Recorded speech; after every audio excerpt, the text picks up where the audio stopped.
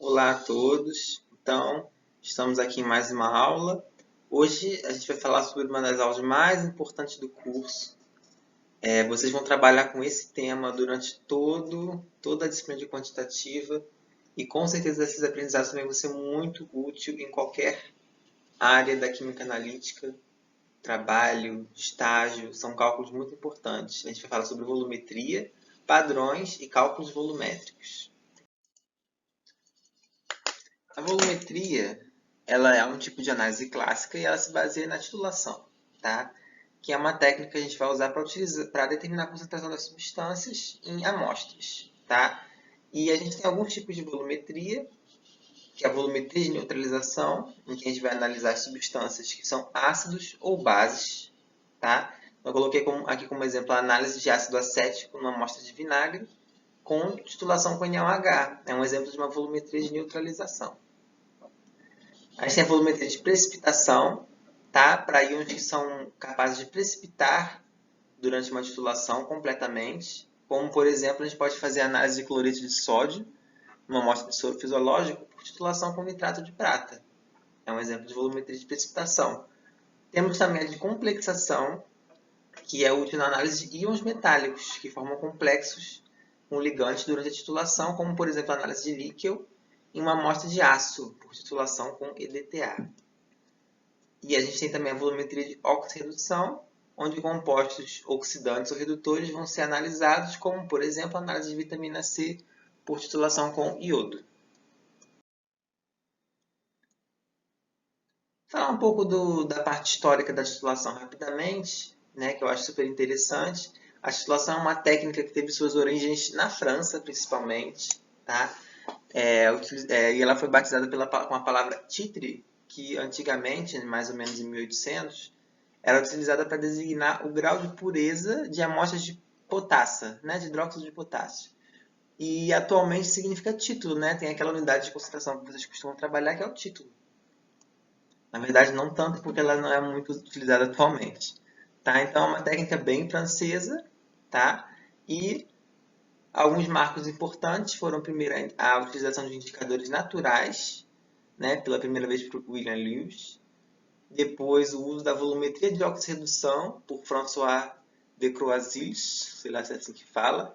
E esse mesmo indivíduo inventou a bureta, tá? E depois outros cientistas como o Gay-Lussac e o Ocean Henry também fizeram a aprimoração da bureta.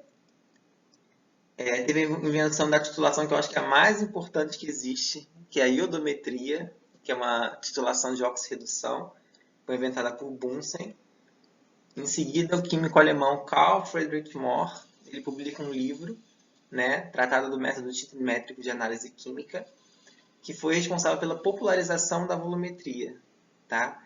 Ele também aplicou conceitos de normalidade na volumetria e teve seu nome associado em várias coisas de laboratório de química, como sal de Mohr, a balança de Mohr, a pinça de Mohr, o cartão de Mohr, o método de Mohr, tá? Então, na verdade, a titulação começou a ser, vamos dizer, mais popularmente usada em laboratórios, claro, ninguém estava titulando em casa, a partir desse livro, do Mohr. Inclusive, esse aqui é o meu gato, que se chama Mohr, em homenagem a esse cara aí. A gente teve também depois a obtenção da fenolftaleína, que é um dos principais indicadores de titulação ácido-base, que é utilizado.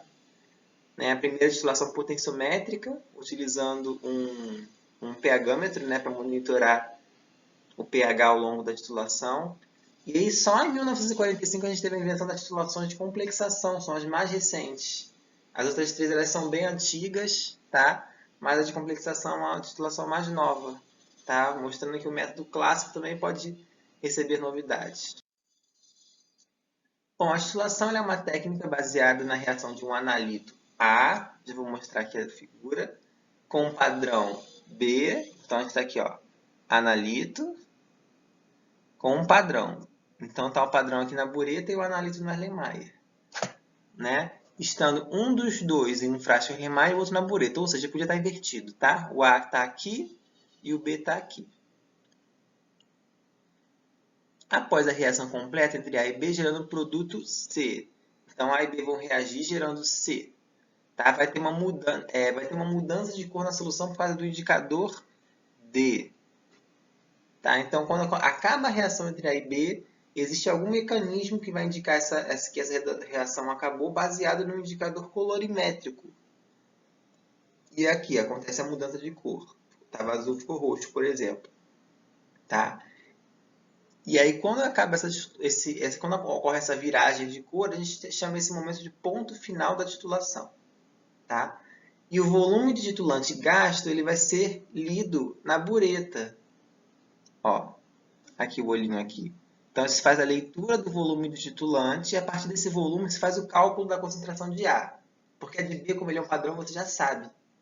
Tá? Então, é basicamente assim, que você mede na titulação esse volume de uma substância necessária para reagir completamente com outra. E a partir disso, você consegue calcular a concentração do seu analito. E é importante a gente mencionar o termo que eu falei aqui, ó, ponto final da titulação. Ó, ponto final da titulação. O que é o ponto final da titulação? Está aqui, ó. O ponto final da titulação é um momento visível de mudança de cor do indicador, que acusa o final da reação entre titulante e titulado. Tá? Então, justamente esse momento que muda de cor é o ponto final. Ele é um momento visível, experimental. Enquanto que existe um outro termo, que é o ponto de equivalência. O ponto de equivalência está relativo a um momento teórico, aquele que você calcula e vê, então aqui é o ponto de equivalência. Tá? Então, os dois termos são usados. Ponto final é o experimental e ponto de equivalência é o teórico. Aqui é o desenho da bureta. Então, essa aqui é a bureta. Né? Uma vidraria aqui longa, né? Alta. Tá? Ela aqui vai ter as graduações. Ó. A gente pode ver aqui o zoom. Aqui a gente tem as graduações que vão de 0,1 ml. Os intervalos. Tá? 0,1 em 0,1 ml. Esses intervalos, tá? Isso no caso uma bureta de 50 ou de 25 ml, que são os mais comuns. Tá? A gente tem essa torneira. Para que serve a torneira? Vai controlar o fluxo do titulante. Tá? A gente vai ver no vídeo. Então, é assim que é o desenho de uma bureta. Tá? Então, vamos ver rapidamente esse vídeo, que tem mais ou menos 1 minuto.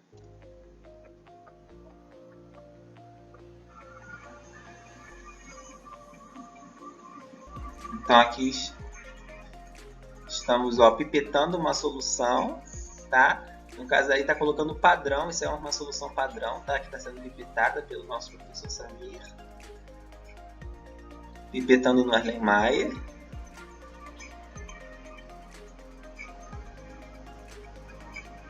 Ele está adicionando água, isso é muito comum porque o volume fica muito baixinho quando você pipeta. Então é normal a gente adicionar água, depois adiciona gotas de fenolftaleína, que é o nosso indicador nesse caso, poderia ser outro. Aí estou eu aí, enchendo a bureta.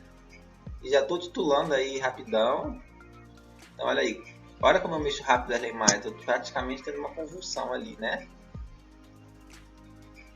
Mas não, o vídeo está acelerado. Então pela torneira eu controlo o fluxo do titulante. E com a outra mão eu fico agitando o Erlenmeyer. Aí eu vi que chegou ali, peguei mais uma gotinha. E olha só, tá rosa. Não sei se vocês estão percebendo, para mim evidentemente está rosa. Tá? Quanto menos rosa, melhor a titulação, no caso da fenolftaleína. Depois a gente mede o volume. Titulação 1 e 2, mesmos valores. Tá? E aí são as cores. Tá? Então, quando você começa a titulação, incolor, no ponto final está um rosa clarinho. A gente botou mais uma gotinha aí para ficar mais visível. Então, esse é o ponto final, quando está um rosa claro. Tá? É a viragem do indicador, foi quando eu medi ali o volume na bureta, é aqui passado. Então, se eu coloco uma gota a mais, 2 gotas a mais, ele fica assim rosa forte, significa que eu passei e eu não vou poder usar aquela leitura de volume. Vamos falar sobre padrões, que a gente falou que tem um padrão ali, que pode estar na bureta ou no Erlenmeyer, mas o que é uma solução padrão? Uma solução padrão é uma solução de uma substância química com concentração definida com alto grau de exatidão. Tá? Então, uma concentração que eu tenho normalmente, esse alto grau de exatidão, ele indica pelo menos 4 algarismos significativos. Tá? Não é uma regra, pode ter 3 também, mas 4 geralmente é um número, é uma quantidade comum. Tá? Então seria maior ou igual, né? Então, o que primeiramente é nosso padrão primário? Então, padrão primário, esse termo, ele indica um composto que atua como material de referência em um método analítico, tá? E ele tem que atender vários requisitos para ser esse material de referência. Primeiro e mais importante, que é geralmente o problema, ele tem que ser estável, tá? Então, ele não pode reagir na atmosfera, né? Quando eu coloco ele aqui na bancada, ele não pode ficar reagindo. Não pode reagir com umidade, né? Não pode absorver umidade, não pode reagir com CO2 do ar, ele não pode sofrer uma degradação térmica, né, espontânea, mesmo a baixas temperaturas, então tem que ser estável. Tem que ser puro.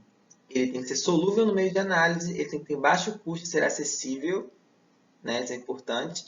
Ele tem que ter uma alta massa molar, que é para minimizar os erros de pesagem. Então, esses são os requisitos de um padrão primário, tá? E o que você consegue com esse padrão primário? Você tem uma confiança com alta exatidão na massa que você pesa desse padrão, tá? E na concentração da solução que você prepara dele. Tá? Então, por exemplo, se ninguém é perfeito, explique nosso padrão primário, um dos mais importantes, bifitalato de potássio. Tá? Então, bifitalato de potássio, por exemplo, quando eu peso ele na balança, aquilo que está mostrando na balança é realmente o que tem de bifitalato. Não é um composto degradado, não é uma impureza, não, é bifitalato de potássio, eu confio. Então, eu posso usar aquela massa com todos os seus algarismos significativos. Tá? E com isso, quando eu preparo a solução dele, eu tenho uma solução conhecida com alta exatidão e precisão. Poucas substâncias atendem aos requisitos que eu coloquei. Tá? Então, aqui tem alguns exemplos de padrões primários, padrões primários que atendem esses requisitos, como o bórax, que é o tetraborato de sódio dequidratado, o bifitalato de potássio e o carbonato de sódio, que são utilizados na volumetria de neutralização. Tá? O cloreto de sódio e o cloreto de potássio, que são padrões primários da volumetria de precipitação, o carbonato de cálcio, zinco em pó e fios de cobre, que são padrões primários de volumetria de complexação, e o dicromato de potássio, iodato de potássio e óxido de arsênio 3, que são utilizados como padrões primários de volumetria de oxirredução. Tá? Há muito tempo, nas apostilas de Conti, se usava o óxido de arsênio 3 para padronizar permanganato de potássio. Era uma das nossas práticas, que agora a gente não usa mais porque o arsênio é tóxico, mas antigamente existia essa prática sim, que com os cuidados devidos dá para trabalhar, não é que seja impossível. Alguns exemplos de compostos que não são padrões primários, tá? E que são titulantes muito comuns de serem usados, então são compostos que normalmente a gente precisa padronizar, né? A gente precisa tornar aquela concentração conhecida, como o nitrato de prata, né? O nitrato de prata ele é sensível à luz, então ele não é estável, e também ele é caro. O hidróxido de sódio, porque ele é um composto higroscópico, né? E também ele reage com gás carbônico atmosférico.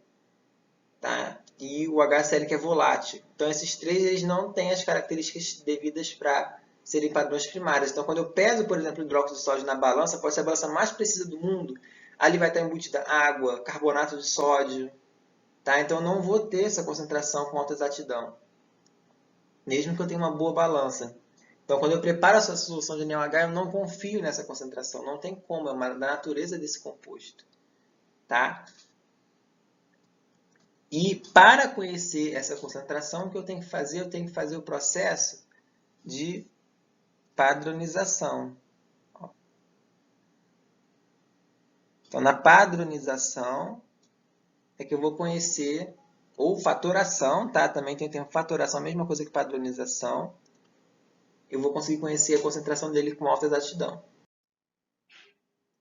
Então, o que é a padronização e o que é um padrão secundário? Então, uma solução de uma substância que não é um padrão primário, ou seja, ela não é padrão, mas ela foi padronizada com o auxílio de um padrão primário ou um outro padrão secundário, é um nosso padrão secundário. Tá? Então, essa definição aqui faltou eu escrever.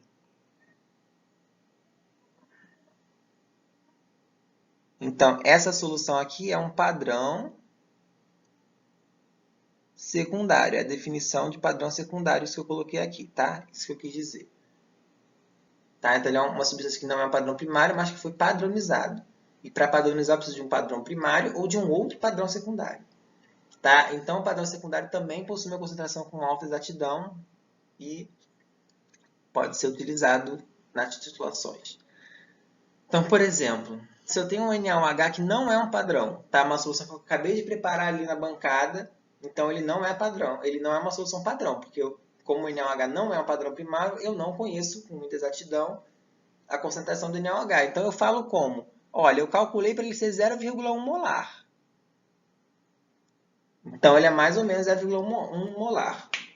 Tá? Então, eu coloco o quê? Por que eu coloquei dessa forma? Eu coloquei com um algarismo significativo.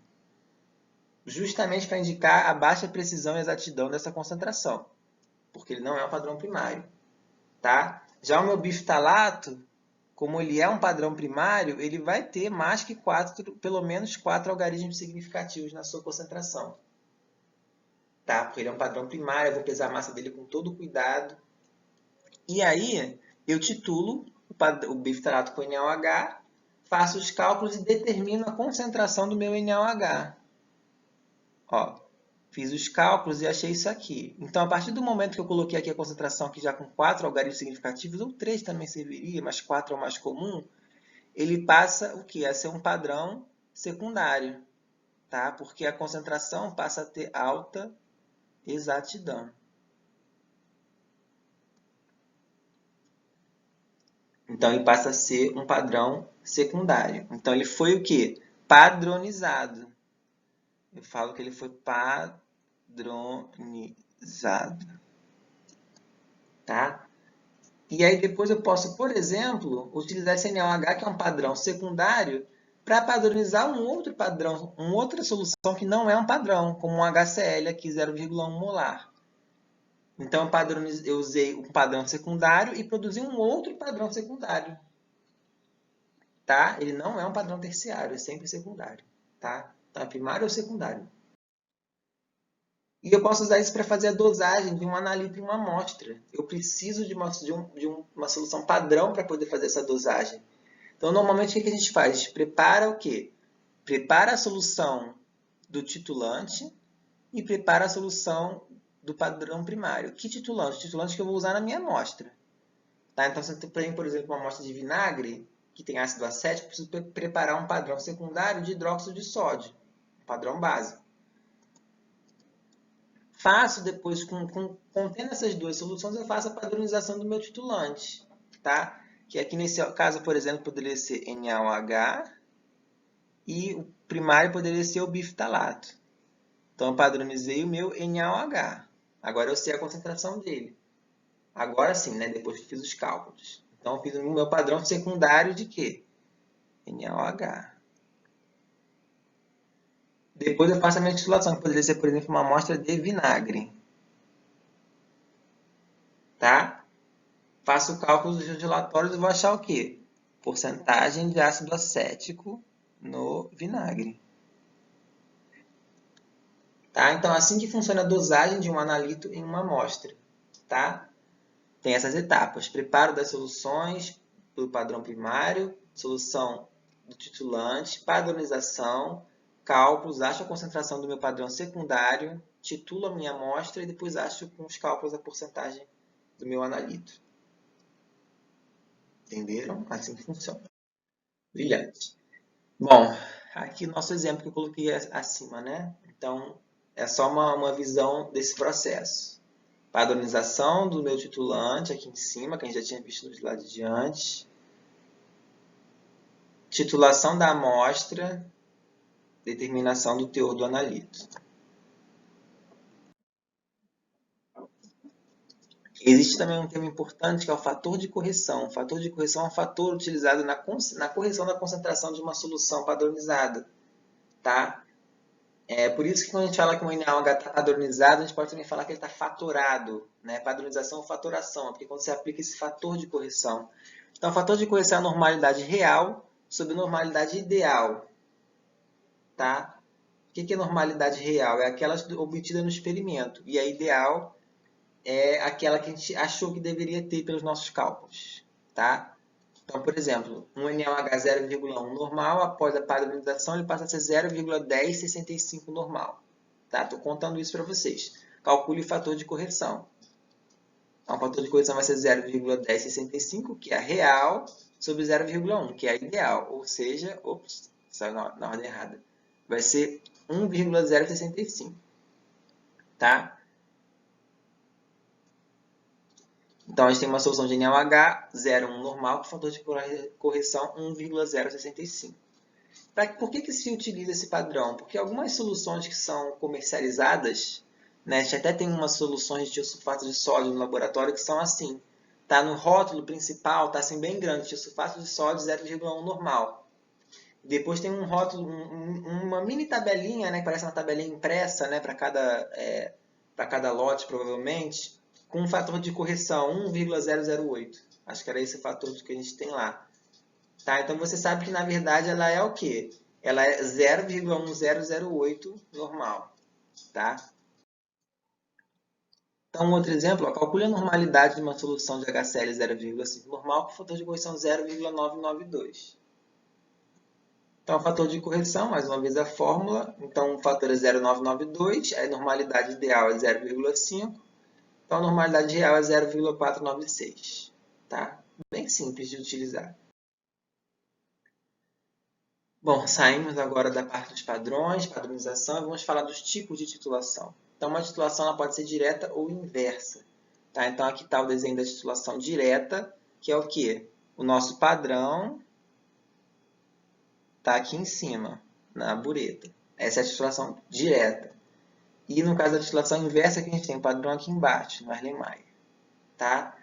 Essa definição não tem grandes impactos, tá? Então, na verdade, muitas referências não definem isso, tá? Eu estou passando para vocês, né, porque a gente costuma trabalhar com esses nomes, tá? Mas algumas referências nem utilizam essa nomenclatura e algumas chamam as duas de direta, tá? Então, mais uma ideia de como diferenciar, porque é mais comum realmente você botar o padrão na bureta. Mas nas padronizações, em algumas amostras muito específicas, o padrão fica no Erlenmeyer, né? Então também acontece, então se caracteriza uma inversa. E aí a gente tem a titulação de retorno, titulação pelo resto ou retrotitulação, tudo a mesma coisa. Como é que funciona essa? Essa é mais complicada. Então você tem um padrão 1, ou seja, vai ter um padrão 2, tem dois padrões. Então o meu padrão 1, eu vou pegar ele em excesso conhecido, ou seja, eu vou colocar mais do que eu preciso para reagir. E ele vai reagir com o analito. Tá? Então, adiciono esse excesso conhecido ao analito. O que acontece? Analito reage com o padrão 1. Forma um produto e sobra um resto. Tá? Aqui, ó. Isso é bem importante. Vai sobrar um resto do padrão 1. Tá? É o que não reagiu, porque eu coloquei mais do que precisava. E aí, o que eu faço com isso? Eu titulo esse padrão 1 resto com outro padrão, que é o padrão 2. E quando acaba a reação, eu sei que acabou a de consumir todo o padrão 1. Esse é o ponto final da titulação. Tá? E com base nisso, eu consigo calcular a concentração do analito. A gente vai fazer o cálculo daqui a pouco, por enquanto eu quero que vocês entendam a ideia. Tá? Para que serve esse processo todo? Porque eu não pego logo o título A com um analito com padrão. Ele é útil em relações lentas. Então, às vezes, a reação do A com um padrão, um certo padrão que você gostaria de usar é muito lenta. Tá? E numa titulação, a reação não pode ser lenta. Então, o que você faz? Você faz essa reação, você primeiro consome todo o A de uma vez, né? Que você pode misturar o padrão 1 com A, e almoçar e depois voltar, que vai estar reagido. Né? Ou às vezes a reação, ou às vezes a reação com o padrão 1 nem é tão lenta assim, né? E, enfim, aí a gente pode também ser utilizado para reações lentas, para remover a turbidez do meio. Tá? Algumas amostras são turvas, e quando você adiciona, faz essa reação inicial, você tira essa turbidez. Tá? A turbidez atrapalha bastante para ver o ponto final da titulação. Ela pode ser utilizada também quando não tem um método de indicação para uma titulação direta. Né? Isso é muito comum na volumetria de complexação. Às vezes você não tem um indicador bom para uma titulação direta, então você faz esse método de retrotitulação para poder ter uma boa indicação do ponto final. Bom, vamos falar agora dos cálculos. Essa acho que é a parte essencial. A gente vai ter que saber fazer esses cálculos muito bem. Então, a gente vai ver os cálculos primeiro para as titulações diretas e inversas. Tá? Então, como é que a gente faz essa conta? Primeiro, a gente vai fazer utilizando mol e molaridade. Depois, a gente vai fazer utilizando o equivalente grama e normalidade. Para a gente entender um pouquinho por que a gente aprendeu o equivalente grama e normalidade. Então, essa reação, por exemplo, é NaOH com HCl, dando sal mais água. Então, no ponto de equivalência, a reação é estequiométrica. O que significa isso? não há excesso de nenhum reagente. Logo, posso descobrir a molaridade do NaOH por uma regra de 3. Então, 1 mol de NaOH reage com 1 mol de HCl. Se eu quero saber a concentração de NaOH, por exemplo, e conheço a de HCl, eu completo essa regra de 3. Né? E aí eu vou achar que o número de mols de NaOH é igual ao número de mols de HCl. Simplesmente assim. Tá? Então, se o HCl eu conheço, eu consigo descobrir o NaOH. A gente vai provar por que a gente está falando isso. E a gente sabe que número de mols, né, ele é molaridade vezes volume. Então, eu posso escrever dessa forma. Para o HCl também. E aí eu acho isso, que a minha molaridade do NaOH ela tem que ser igual à molaridade do HCl, volume do HCl sobre o volume do NaOH. Tá? Se eu faço isso para uma reação agora 1 para 2, o que acontece? Eu tenho essa relação, 2 mols de NaOH está para 1 mol de ácido sulfúrico. O NaOH que eu quero saber, assim como o número de mols de NaOH que eu quero saber, está para o número de mols de ácido sulfúrico conhecido. Eu vou achar que o número de mols de NaOH é 2 vezes o número de mols de ácido sulfúrico. E aí, nesse ponto, normalmente as pessoas ficam preocupadas, porque, caramba, se é 2 de NaOH para 1 de ácido sulfúrico, por que o 2 está aqui no ácido sulfúrico? Não era para ser ao contrário? Não, ele funciona ao contrário, tá? O coeficiente estequiométrico de 1, ó, o coeficiente estequiométrico do NaOH, ele se aplica ao ácido sulfúrico. E o coeficiente estequiométrico aqui do ácido sulfúrico se aplica ao NaOH, tá? E aí fica essa relação. Ou seja, essa relação no ponto de equivalência, ela depende da estequiometria da reação. De uma forma genérica, né, se você tem A mols de A mais B mols de B dando produtos, como é que fica?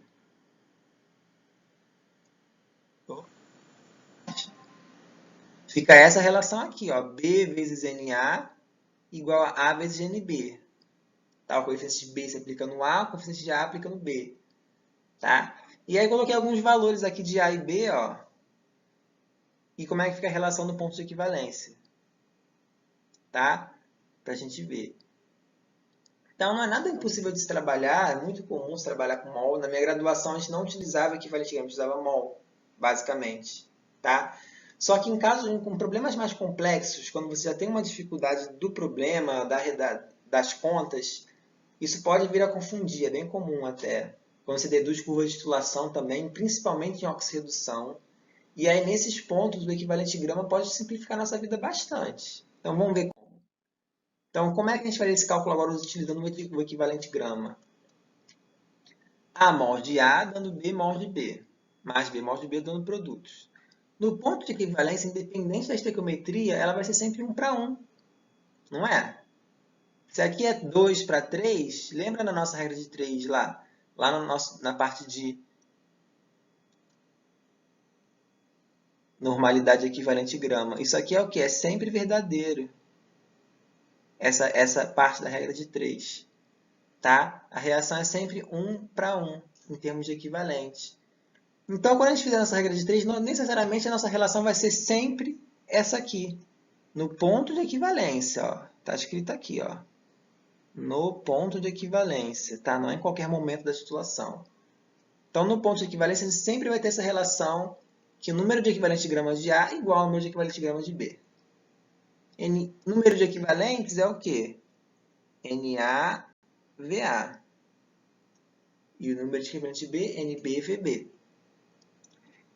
Tá? Então, agora comparando mol com equivalente, ó, independente da minha proporção entre A e B, a minha relação no PE vai ser sempre essa aqui.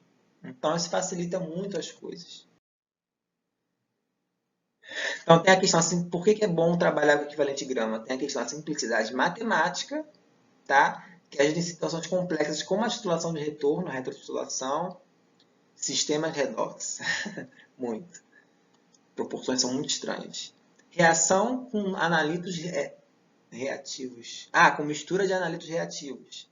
Tá? Por exemplo, quando você determina a acidez ou alcalinidade total, né? Que você tem vários ácidos no meio e você quer saber o total de ácidos, você não tem uma substância específica, né? Não é ácido málico, são várias substâncias.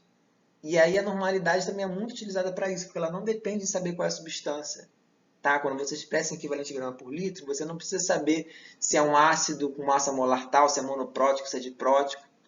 Tá? Então, por exemplo, aqui uma amostra de suco de maçã, ela tem o ácido cítrico, o ácido ascórbico, o ácido málico. Tá? E aí você tem vários ácidos com diferentes estequiometrias. Ó, você vê que o ácido cítrico ele tem 3 hidrogênios ionizáveis, o málico tem 2 e o ascórbico tem só 1. Tá? O outro não é ionizado. E aí a acidez total ela pode ser determinada ou por equivalente grama por litro, tá? Que não vai depender da estequiometria, ou em gramas por litro do ácido predominante, que é o málico. Tá? As duas formas funcionam. Tá? Então, em mol por litro não funciona. Você tem que saber qual é a reatividade da substância, senão não dá para calcular. Tá? Aqui um slide sobre miliunidades. Então, como você trabalha com milimols ao invés de mols, simplesmente o que você coloca aqui é que o volume vai estar em mililitros. Tá? E quando você trabalha com milho equivalente gramas por litro, megs, também você bota o volume em litros naquela relação. E, gente, aqui é N, tá? Normalidade.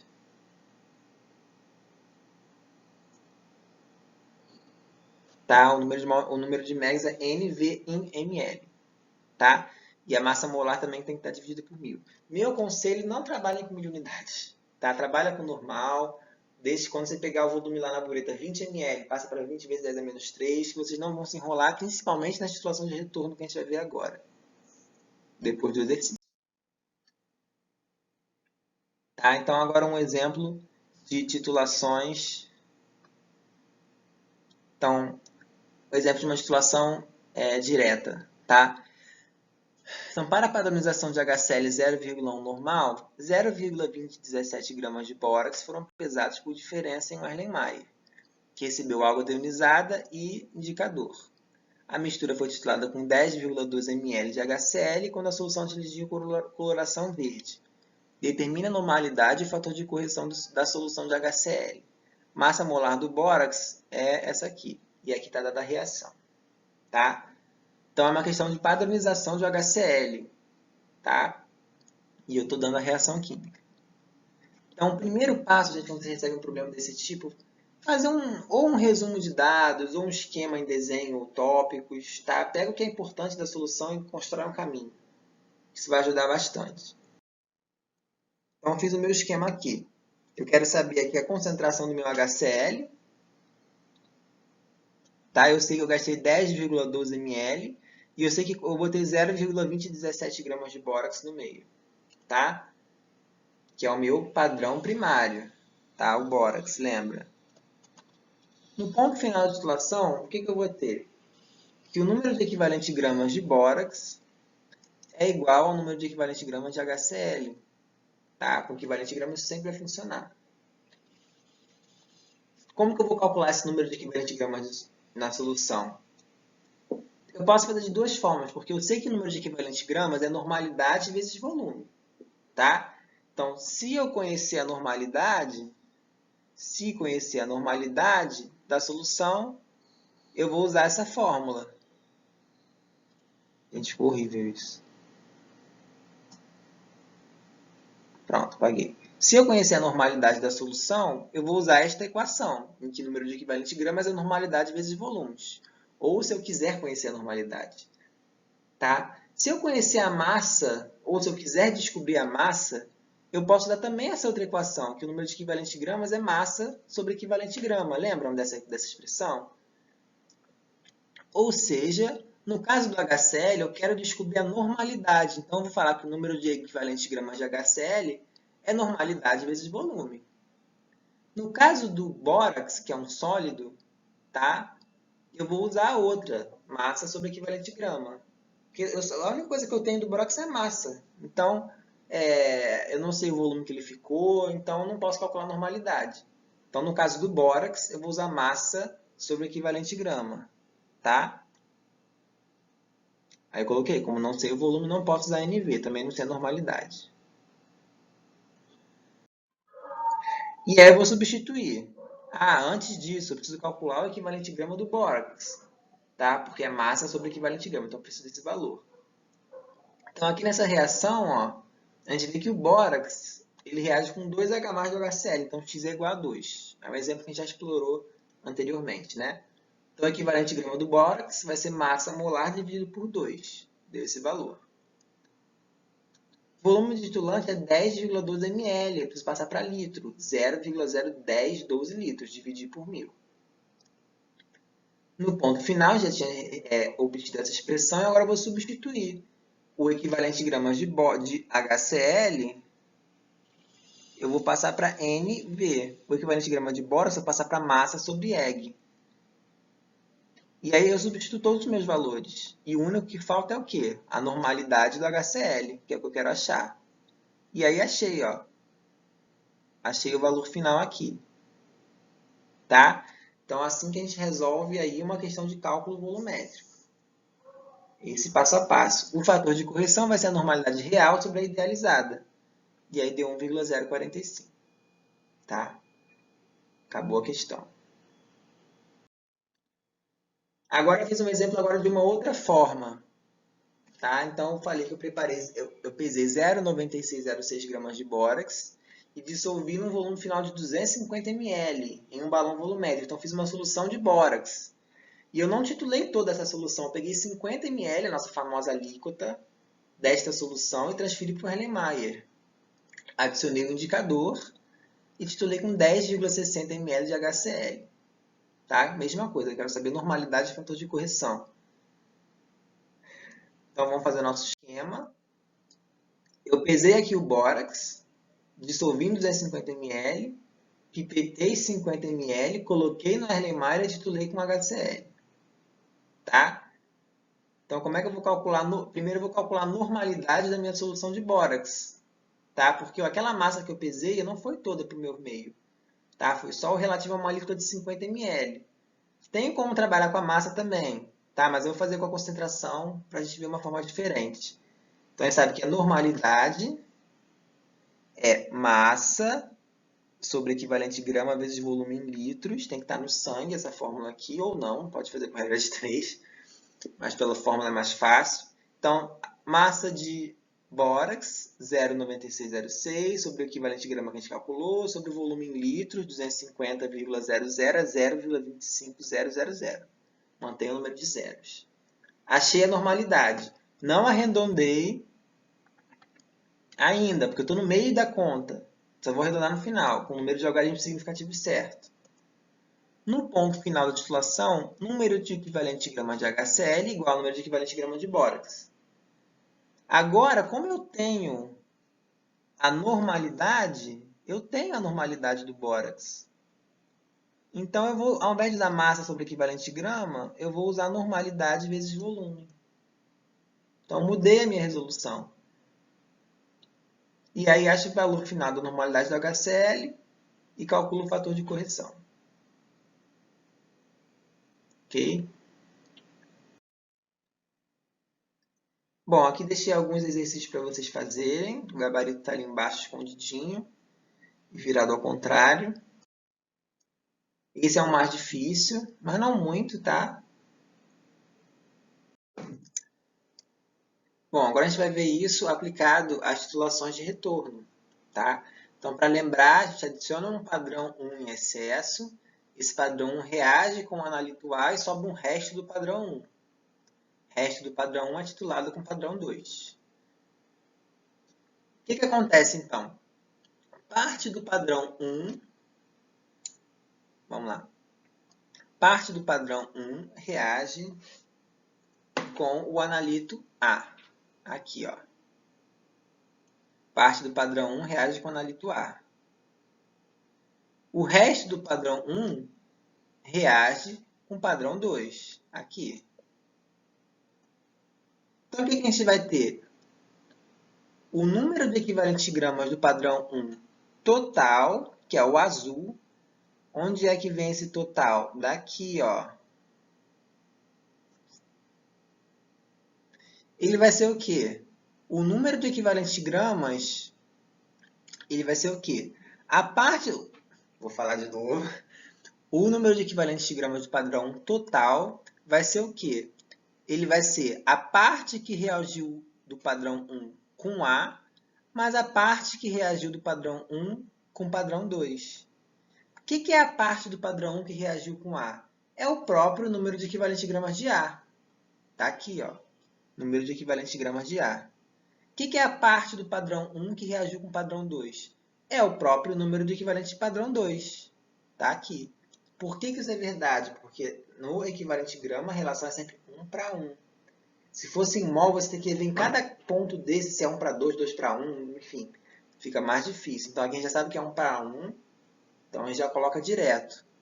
Tá? Se eu tinha, por exemplo, com números, se eu tinha 3 equivalentes de gramas de padrão 1,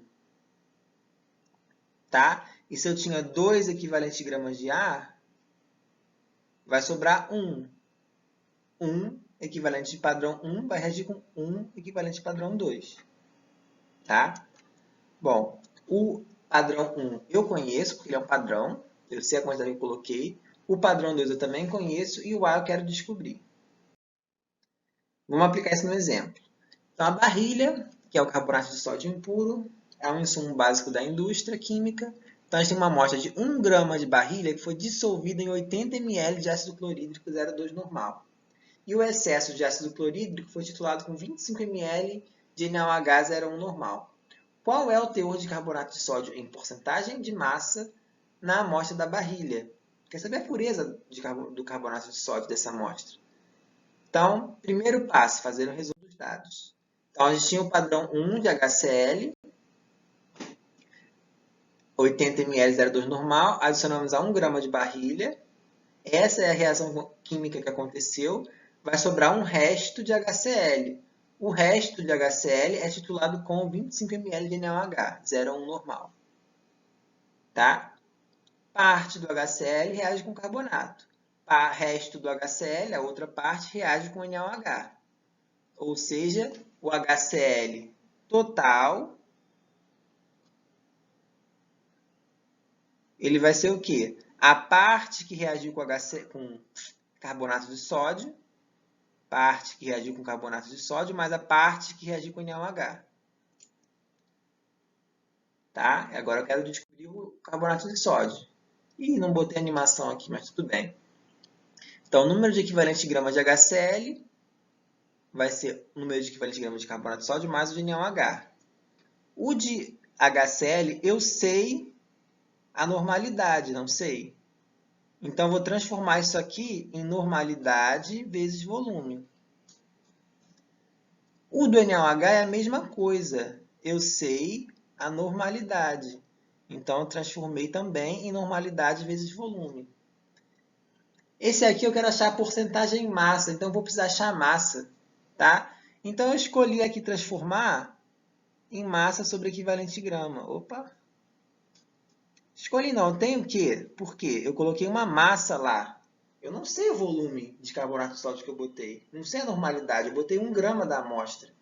Então, eu vou transformar em massa sobre equivalente de grama, porque eu estou trabalhando com massa.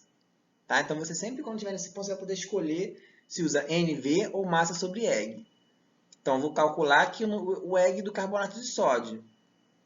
Tá? Ele reage com 2H+, do HCl, então X é 2. Então, calculei aqui o equivalente de grama. Achei. Substitui todos os valores que eu já tenho, tá? Para achar a massa de carbonato de sódio. Achei 0,71 gramas de carbonato de sódio. Então, isso aqui é o quê? O que isso aqui está me dizendo? Que naquele 1 grama de barrilha,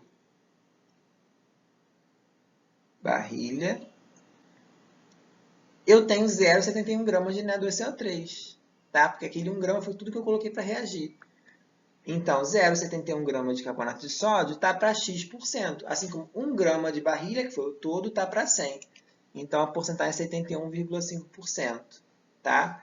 Coloquei aqui ó, com 3 algarismos significativos. Por quê? Ó? Porque aqui, ó, só tem 3 algarismos, então tem que estar limitando a ter 3 no máximo, tá? Esqueci de fazer essa análise lá nas outras, então façam aí. Então aqui tem mais exemplos de titulação de retorno para vocês fazerem. O gabarito também está embaixo. Mais 2 exemplos. Tá? E falar um pouquinho da titulação em branco.